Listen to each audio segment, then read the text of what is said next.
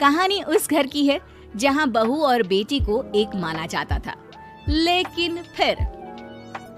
अरे शिखा बेटा, तू रसोई में क्यों घुसी रहती है? जा, रोटी मैं बना लूंगी। नहीं नहीं माँ जी, आप बैठिए, बस सारा खाना बन ही गया है। श्वेता को बोल देती हूँ, वो खाना लगा देगी सबका।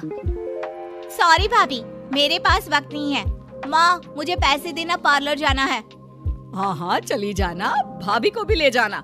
वो भी जाने को बोल रही थी पार्लर, पर पहले ना मदद कर दे उसके खाना लगाने में। देख माँ, वो बहू है, उसे बहू रहने देना, इतना सर पर मत चढ़ा भाभी को। श्वेता, ज्यादा मत बोला कर। बहू और बेटी में कोई फर्क नहीं होता है। जा जाकर काम कर। ननद को माँ का भाभी से इस तरह प्यार करना बिल्कुल अच्छा नहीं लगता। वो बार बार किसी न किसी तरह माँ को भाभी के खिलाफ भड़काती रहती, लेकिन कोई फायदा ना होता। एक रोज, अरे बेटे किशन, जा बहू को कहीं घुमा कर ला, सारा दिन घर में काम करती रहती है। हाँ हाँ माँ, हम लोग जा रहे हैं ना गोवा।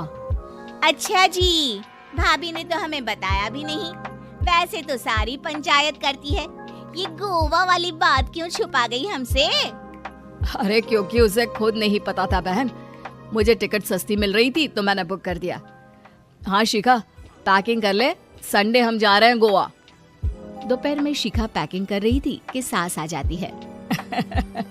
ये क्या बहू, साड़ियाँ? अरे गोवा जा रही है घूमने या फिर शादी में मायके हैं?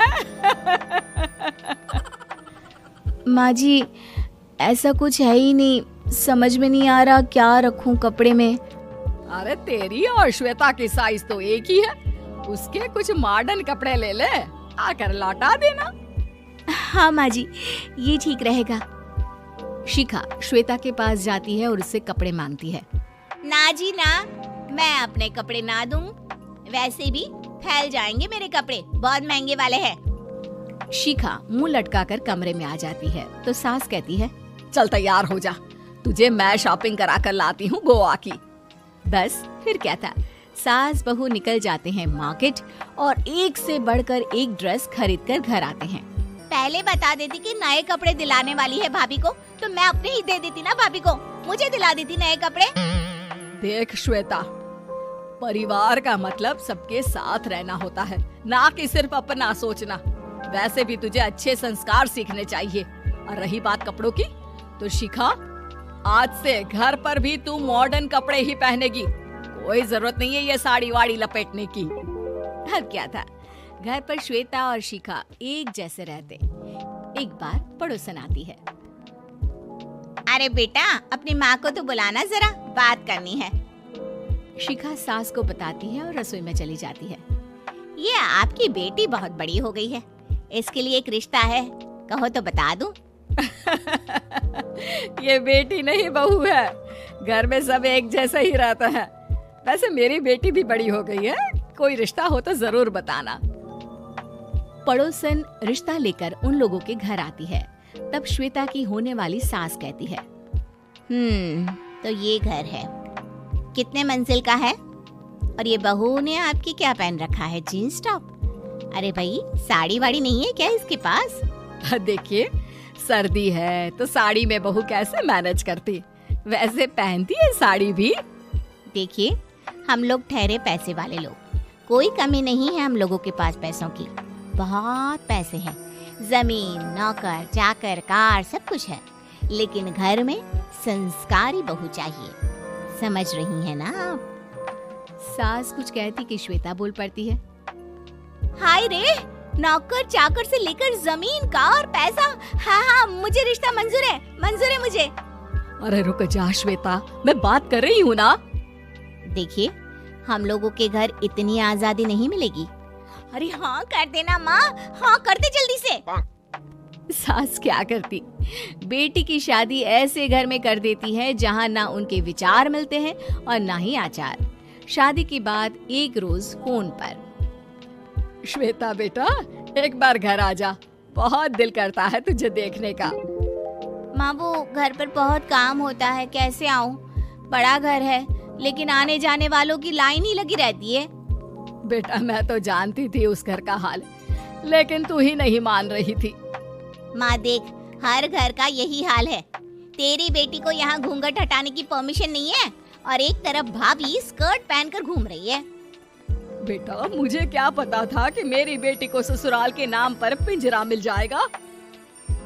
अच्छा माँ, फोन रखती हूँ, सास को गर्मा गर्म रोटी खिलानी है। तुम लोगों की तरह नहीं कि एक रोटी बनाओ, एक सब्जी बनाओ, फिर सारा दिन फ्री होकर घूमो।